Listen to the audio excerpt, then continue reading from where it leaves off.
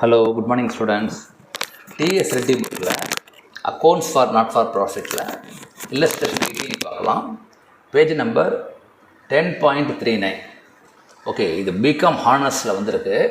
So இவ்வளோ டிஃபிகல்ட்டாக வருமா தெரியாது, ஆனால் ஒரு சில அட்ஜஸ்ட்மெண்ட்ஸ் மாத்திரம் வரலாம் நார்மல் சம்மில். ஓகேயா, சரி, இப்போ கொஸ்டின் பார்க்கலாம். The following summary of cash book has been prepared. அதாவது ரிசிப்ட் அண்ட் பேமெண்ட் அக்கௌண்ட் கொடுத்துருக்காங்க. ஓகே, அதுக்கப்புறம் என்ன இருக்குன்னா, ஆன் ஏப்ரல் 2013, அதாவது இங்கே கொடுத்துருக்கிறது 2014, அப்போ ஓப்பனிங் பேலன்ஸ் கொடுத்துருக்காங்க. Furniture, restaurant stock, price extra சொல்லிட்டு. ஸோ அப்படி கொடுத்தா என்ன அர்த்தம்? ஸோ நமக்கு ஏப்ரல் பேலன்ஸ் கொடுத்துருந்தாங்கன்னா அப்போ we have to prepare opening statement of affairs. ஏன்னா அதில் தான் ஓப்பனிங் கேபிட்டல் தெரியும். ஓகேயா, ஸோ இது முதல் பாயிண்ட்டு. அதுக்கப்புறம் க்ளோசிங் பேலன்ஸ் கொடுத்துட்டாங்க. அதுக்கப்புறம் சப்ஸ்கிரிப்ஷன்ஸ் டீட்டெயில்ஸ் இருக்குது. ஓகே, இப்போ என்ன கேட்குறாங்கன்னா, இதுதான் முக்கியம்.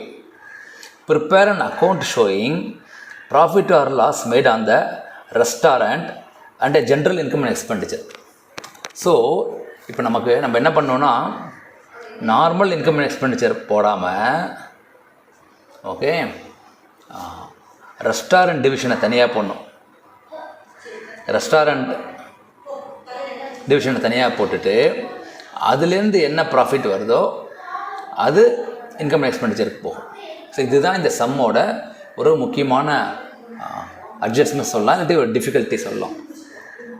அதாவது ரெஸ்டாரண்ட்டை தனியாக போட்டுட்டு இதில் வர profit or loss will go to income and expenditure. ஓகேயா, சரி, இப்போ நம்ம ரெஸ்டாரண்ட் இதை பார்க்கலாம். இப்போ என்னன்னு சொல்லிட்டு அதில் என்ன இருக்குது? இப்போ ரெஸ்டாரண்ட் வந்து ஓப்பனிங் ஸ்டாக் கொடுத்துருக்காங்க. சரி, இப்போ ரெஸ்டாரண்ட் பிஸ்னஸ் மாத்திரம் பார்த்தான்னு வச்சுக்கோங்களேன். நமக்கு என்ன இருக்குது? ஓப்பனிங் ஸ்டாக் இருக்குது 2600. ஓகே, அதே மாதிரி 5200 was owing for supplies to the restaurant. அப்படின்னா ஓப்பனிங் கிரெடிட்டார்ஸ், அதாவது நம்ம பே பண்ணுற அமௌண்ட், பேயபிள் அமௌண்ட் 5200. ஓகேயா, அதுக்கப்புறம் on 31st March 2014 restaurant stock, அப்போ க்ளோசிங் ஸ்டாக் 3000. ஓகே, அதே மாதிரி closing creditors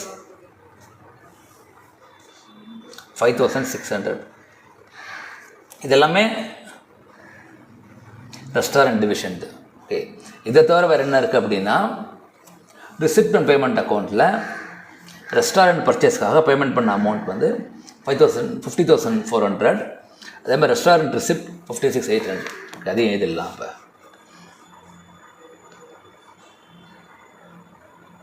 restaurant payment 50,400, correct.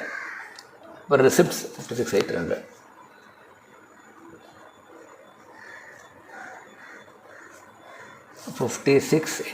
Okay, இப்போ இதில் என்ன மிஸ்ஸிங் பார்த்தான்னு வச்சுக்கோங்களேன். ஓப்பனிங் ஸ்டாக், க்ளோசிங் ஸ்டாக் இருக்குது. ஒரு நார்மல் ட்ரேடிங் அக்கௌண்ட் போடுறதா இருந்தால் அதே மாதிரி ஓப்பனிங் கிரெடிட்டார்ஸ், க்ளோசிங் கிரெடிட்டார்ஸ் இருக்குது, சேல்ஸும் இருக்குது. அப்போ திஸ் பேமெண்ட் வந்து நார்மலாக வராது ட்ரேடிங் அக்கௌண்ட்டில். அப்போ என்ன வரும்? இந்த பேமெண்ட்லேருந்து we can find out what is the purchases. அதுதான் மிஸ்ஸிங். ஓகேயா, ஆனால் அந்த பேமெண்ட்லேருந்து மாத்திரம் வராது. பேமெண்ட் ப்ளஸ் வாட் என்ன வரும்? Correct, opening creditors, okay, plus payment, then minus closing கிரெடிட்டார்ஸை பண்ணிங்கன்னா உங்களுக்கு பர்ச்சேசஸ் வரும். ஸோ இந்த பர்ச்சேசஸ் தான் ரெஸ்டாரண்ட் அக்கௌண்ட்டில் போகும். ஸோ இப்போ நீங்கள் ரெஸ்டாரண்ட் அக்கௌண்ட் பார்த்தீங்கன்னா,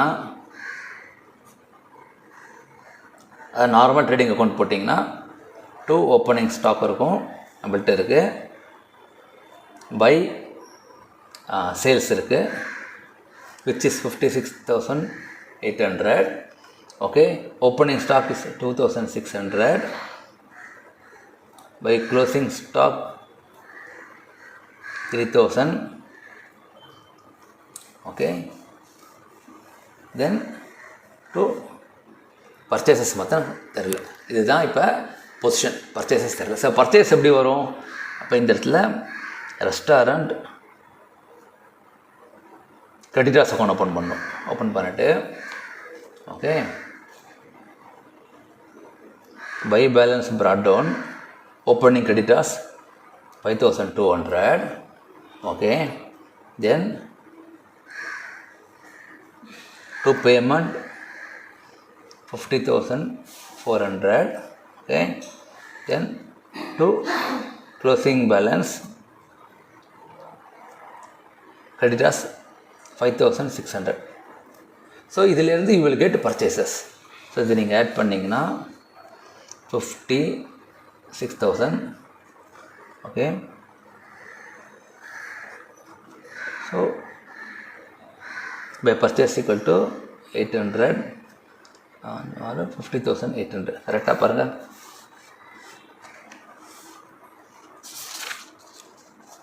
ம் 5800.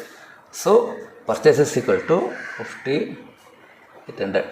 ஸோ இப்போ நீங்கள் ட்ரேடிங் அக்கௌண்ட் பார்த்தீங்கன்னா ஓப்பனிங் ஸ்டாக் இருக்குது, க்ளோசிங் ஸ்டாக் இருக்குது, பர்ச்சேஸ் இருக்குது, சேல்ஸ் இருக்குது. இப்போ இதிலேருந்து உங்களுக்கு ரெஸ்டாரண்ட் P&L வந்துடும்.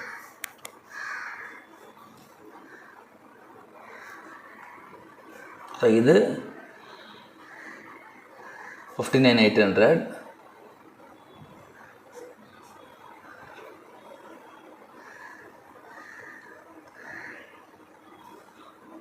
so 6,400 rupees is a restaurant profit that will go to income and expenditure account.